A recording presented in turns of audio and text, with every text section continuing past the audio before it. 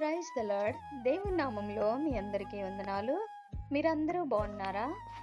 మీరందరూ క్షేమంగా ఉండాలని, మంచి ఆరోగ్యం కలిగి ఉండాలని, మీకు సమృద్ధి కలిగి ఉండాలని, మీకున్న సమస్యలన్నీ తొలగిపోవాలని అనుదిన ప్రార్థనలో మీ కొరకు నేను జ్ఞాపకము చేసుకొని ప్రార్థన చేస్తున్నాను.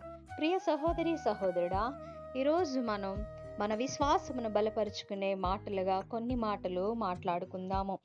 ఇప్పుడున్న పరిస్థితులను బట్టి మన విశ్వాసం అనేది ప్రతిరోజు మనం పరీక్షించుకున్నప్పుడు దేవునిలో బలంగా వాడబడే వారముగా ఉంటాము. విశ్వాసములో బలపడుట మనకి ఎంతో అవసరము. ఈ రోజున్న విశ్వాసము రేపు ఉండకపోవచ్చు. ఈ క్షణమున్న విశ్వాసము కొద్దిసేపటికి ఉండకపోవచ్చు.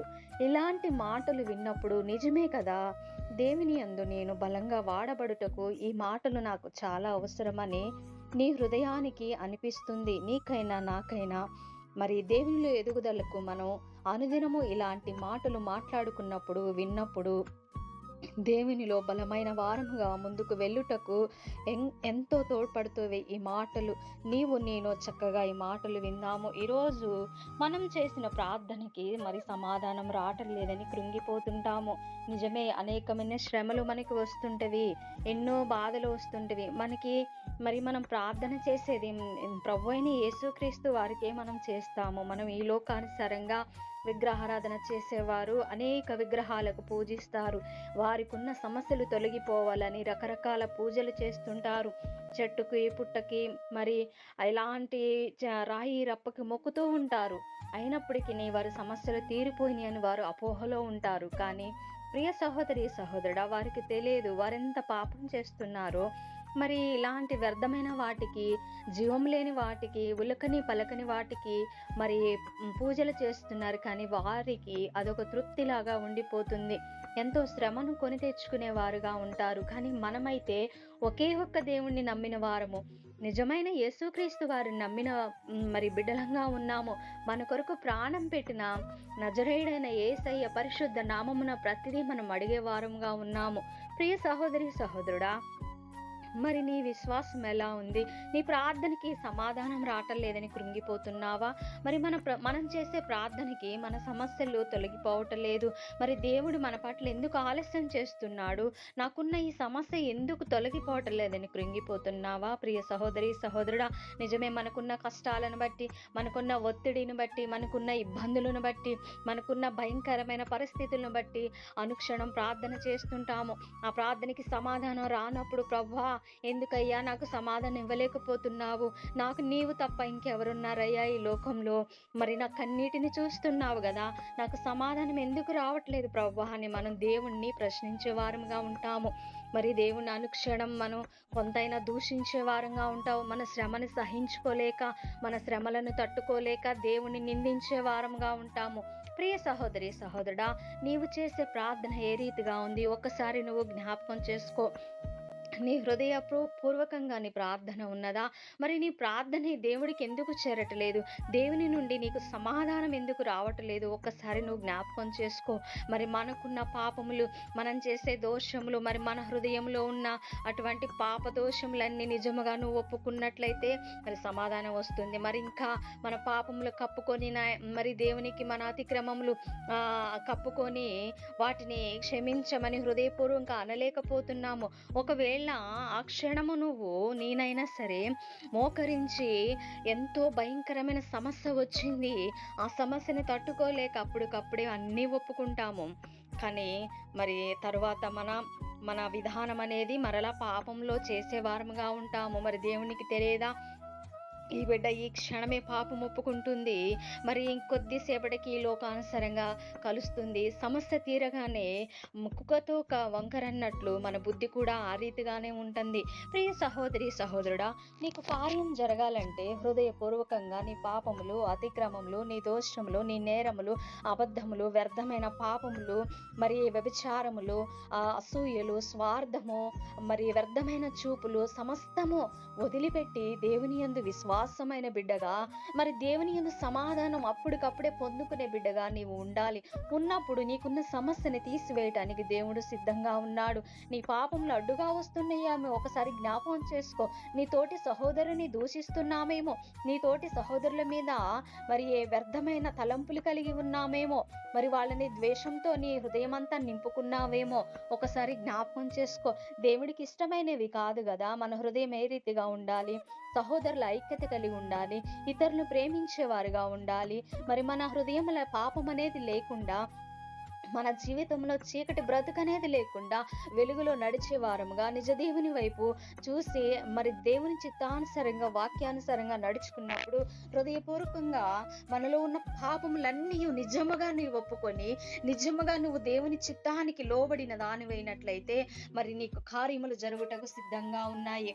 దేవుడు నీ అలాంటి మనసు కోసం దేవుడు చూస్తున్నాడు. నీ కార్యములు చేయటానికి అడ్డుగా వస్తున్న పాపములు తొలగించుకొని హృదయపూర్వకంగా నువ్వు ప్రార్థనలు కొనసాగించు. దేవుని అడుగు, తప్పనిసరిగా నీకు కార్యములు చేయడానికి సిద్ధంగా ఉన్నాడు.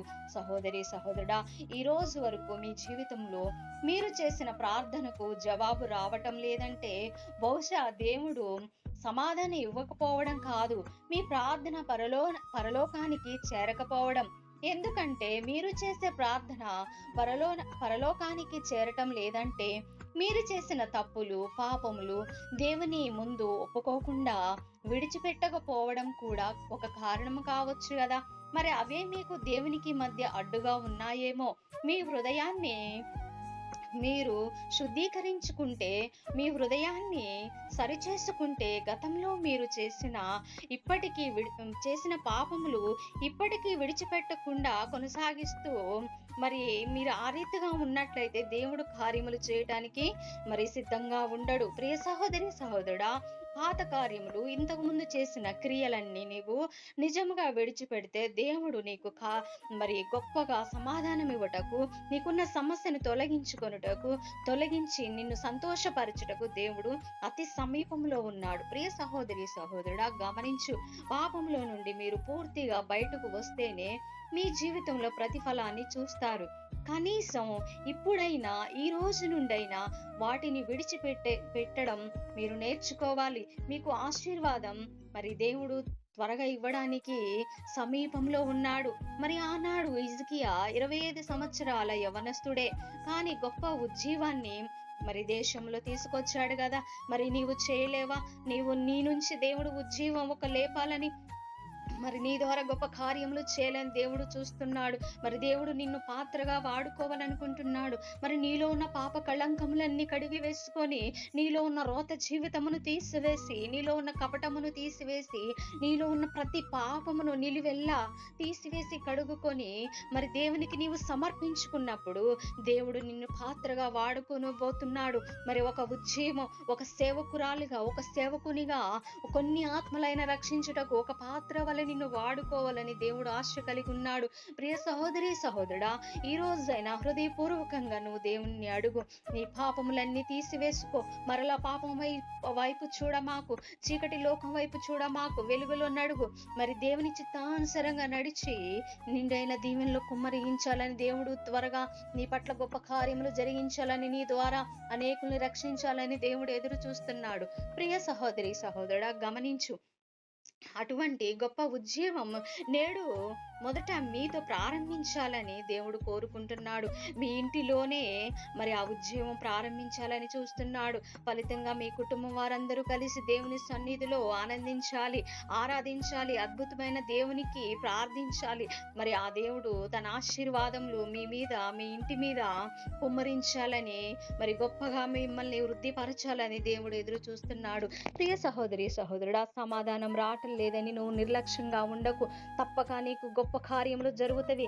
తప్పక నీ ఇంటిలో సమాధానం వస్తుంది. ప్రియ సహోదరి సహోదరుడా, నేను కూడా అనేకమైన శ్రమలు అనుభవించిన దాన్ని అనుభవంతో చెప్తున్నాను. నాకు ఎన్నో శ్రమలు వచ్చినప్పుడు నేను కూడా మీలాగే నేను అనేక సార్లు ప్రార్థన చేసి దేవుణ్ణి, ప్రభువా ఎందుకయ్యా ఈ మేలు జరగట్లేదు, నాలో ఏ పాపం ఉంది ప్రభువా, నన్ను క్షమించు అయ్యా, నన్ను క్షమించు. అవసరాన్ని బట్టి ప్రార్థన చేస్తున్నాము మనం ప్రతి ఒక్కరం. నేను కూడా ఆ రీతిగానే చేశాను, అవసరాన్ని బట్టి ప్రార్థన చేశాను. కానీ దేవుని అవసరం మన పట్ల ఎంతో ఉంది. దేవుడు ఆయన పాత్రగా వాడుకోవాలని, ఆయన బిడ్డగా వాడుకోవాలని దేవుడు మన పట్ల ఎంతో గొప్ప ప్రణాళిక కలిగి ఉన్నాడు గనుక ప్రియ సహోదరి సహోదరుడా, నాకు వచ్చిన శ్రమను బట్టి నేను దేవునికి సమర్పించుకున్న ప్రవ్వా, నా బ్రతుకు దినములన్నీ నీ బిడ్డగా నీ పాత్రగా నేను వాడబడతాను. నాకు వచ్చి నీ కష్టాన్ని తొలగించు, వారి లోకంలో నాకు ఎవరూ లేరయ్యా, నీవే కార్యమును జరిగించు అని హృదయపూర్వకంగా నేను దేవుణ్ణి అడిగినప్పుడు నేను అనుకున్న రీతిగా జరగకుండా దేవుని కార్యములు ఊహించలేని కార్యములు గనక నాకు ఇంకొక రీతిగా గొప్ప కార్యమును, నేను ఊహించలేనంత గొప్ప కార్యాన్ని నా పట్ల చేసి ఈరోజు ఆయన పాత్రగా నన్ను వాడుకుంటున్నాడు. గొప్పగా నన్ను దేవుని కృపలను వాడుకుంటున్నాడు. నేను ఏదైతే కోరుకున్నానో, నాకు ఎలాంటి జీవితం కావాలనుకున్నానో, పాపపు లోకం నుండి చీకటి లోకం నుంచి నన్ను, ఈ లోకానుసరమైన జీవితం నుంచి నన్ను విడిపించి దేవుని పాత్రగా నన్ను వాడుకుంటున్నాడు. ఇంకా నేను వాడబడాలని ఎంతో ఆశ కలిగి ఇంకా నేను దేవుణ్ణి అడుగుతున్నాను. దేవుని కూడా నా పట్ల మరి నేను అడిగిన ప్రతిసారి నాకెంత బాధ వచ్చినా ప్రతి బాధని తీర్చడానికి సిద్ధంగా ఉండి ఈ రీతిగా నన్ను ముందుకు నడిపిస్తున్నాడు. ప్రియ సహోదరి సహోదరుడా, నీకు సమాధానం తప్పనిసరిగా వస్తుంది. నువ్వు భయపడకు, నువ్వు నిర్లక్ష్యము చేయకు. నాకు సమాధానం రాదు, నేను ఇంతే అని నీవు అనుకోవద్దు.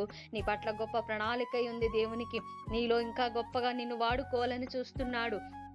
నీలో ఉన్న పాపరోత జీవితమును కడిగి వేసి నీకు గొప్ప కార్యములు జరుగుటకు, నువ్వు ఒక పాత్రగా వాడబడుటకు, ఇతరులకు మాదిరికరమైన జీవితం కలిగి జీవించాలని దేవుడు ఎదురు చూస్తున్నాడు. ప్రియ సహోదరి సహోదరుడా, ఇక నుంచైనా దేవుని బిడ్డగా నువ్వు వాడబడు. ఇక నుంచైనా హృదయపూర్వకంగా ప్రార్థన చేయి. పాపము కపటము లోపల పెట్టుకొని నువ్వు ప్రార్థన చేస్తే నీకు సమాధానం రాదు. మరి ఒకసారి జ్ఞాపకం చేసుకు, ఈ మాటలు విన్న ప్రతి ఒక్కరూ హృదయపూర్వకంగా ప్రార్థనలో ఎదిగే వారంగా, అనేకుల కొరకు ప్రార్థన చేసే వారంగా, మరి పరిచర్యలో వాడబడే వారంగా ముందుకు వెళ్ళాలని ఈ కొద్ది మాటలు దేవుడు దీవించి ఆశీర్వదించును గాక. ఆమేన్. Praise the lord.